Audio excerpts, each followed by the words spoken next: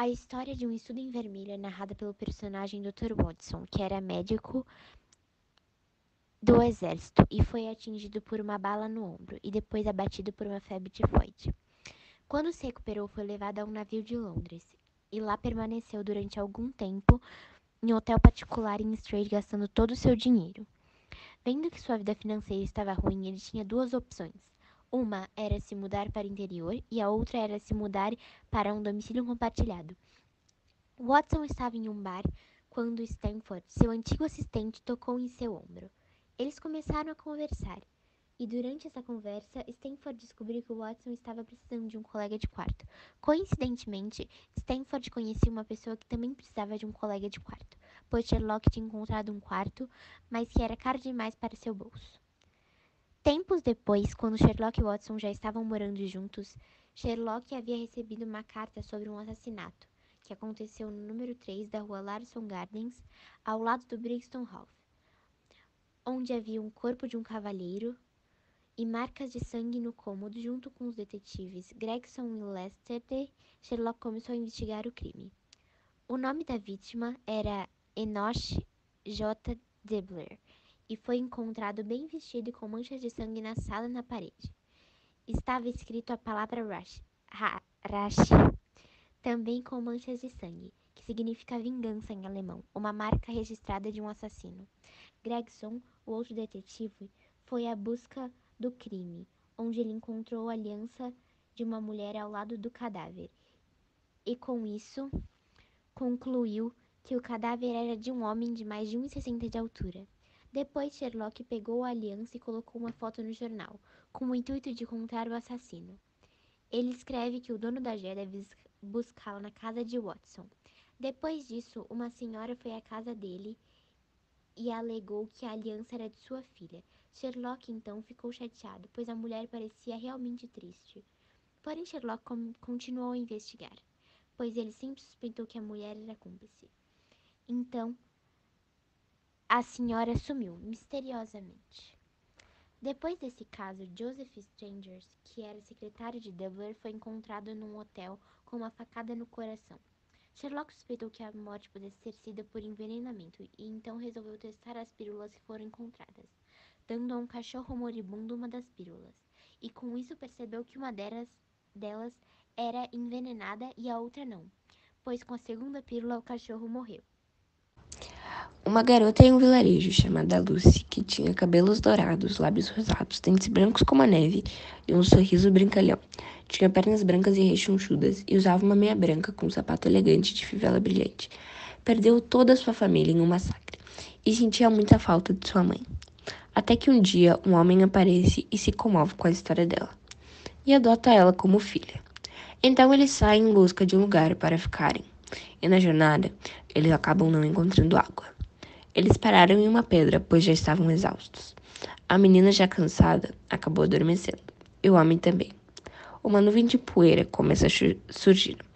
E de longe, chega cada vez mais perto. Passaria despercebido, se um dos jovens mais atentos dos homens não a percebesse. Gritou e apontou em direção ao penhasco acidentado acima deles. Um pequeno ponto rosa e brilhante contrastando com as rochas cinzentas que despertaram sua atenção. Um dos membros da caravana perguntou ao irmão Strangerson se deveria ir em frente para checar. Em um instante, os homens desceram de seus cavalos e avançaram rapidamente em direção ao topo. John e Lucy Ferrier acompanharam os 10.000 Mormons até o fim de sua grande peregrinação. Enquanto isso, Ferrier, após recuperar de sua fraqueza, destacou-se como um guia útil e um caçador incansável. Ele ganhou a estima de seus companheiros tão rapidamente que, quando chegaram ao fim de sua jornada, ficou decidido por unanimidade que ele deveria receber um grande pedaço de terra fértil, como os outros. Após 12 anos, não havia meia dúzia de homens que pudesse comparar a ele em relação à sua riqueza. Lucy, enquanto estava com seu cavalo, se encontra com Jefferson Hope. Eles acabam conversando e descobrem que seus pais são velhos conhecidos.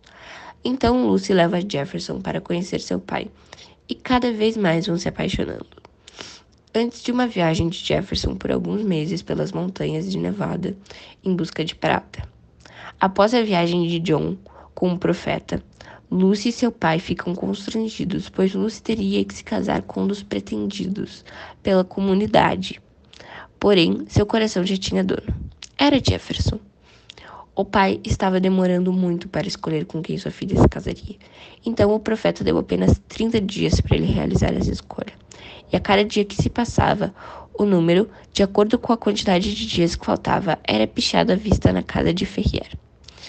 Na noite do último dia, quando Hope havia voltado por Lucy a Salt Lake City, os três tentaram fugir, em direção às montanhas. A casa de Ferrier estava cercada por homens atrás e na frente, então eles fugiram pela janela, e acabaram ouvindo sem querer a senha 97 e responderam 75 antes de entrarem nas montanhas. Eles andaram por muito tempo, até escurecer. John e Lucy ficaram juntos em uma fogueira esperando Jefferson voltar de sua casa, em busca de algo para comerem. Jeff, depois de muito tempo, conseguiu pegar uma ovelha e voltou tarde para o local onde eles estavam instalados, mas já era tarde. Lucy e Jefferson não estavam mais lá. Quando retornou ao altar, havia uma folha sobre ele com um graveto escrito: John Ferrier, antigo morador de Salt Lake City, morto em 4 de agosto de 1860. Depois de um tempo, Lucy acabou se casando com um de seus pretendentes, Drebert, à força. O homem é morto e a moça mandada para um harém, onde morre pouco tempo depois. Jefferson consegue fugir, mas jura vingança pela morte da amada e seu pai, já que elas foram causadas por Drebert e Stangerson. Sem dinheiro, mas com sede de vingança, Jefferson atravessa 3 continentes até encontrar os 2 inimigos em Londres, onde arruma um emprego de condutor. Na noite do crime, ele foi chamado por Drebert para uma corrida e, com a oportunidade, o levou para casa abandonada, onde se apresentou e mostrou a aliança da amada. Já no local do crime, Jefferson resolveu testar a justiça divina. Com 2 pílulas, uma envenenada e outra não, ele pede que o ex-marido de sua amada escolha uma e imediatamente ingere a outra. Assim, ele morre envenenado enquanto se sente encorajado a seguir com sua vingança. No dia seguinte, ele vai atrás de Stangerson, onde estava hospedado num hotel. Com uma escada, ele sobe ao quarto do homem e oferece as pílulas. Stangerson, porém, não aceita e resolve iniciar uma luta corporal que acaba com sua morte com uma facada no peito. Depois de ter confessado tudo isso aos detetives voluntariamente, Jefferson acaba morrendo por conta de seu aneurisma forte, causado pela exposição do sol e a subnutrição nas montanhas. Todos foram convocados a comparecer perante os magistrados na quinta-feira, mas quando o dia chegou, não havia mais motivos para depoimento.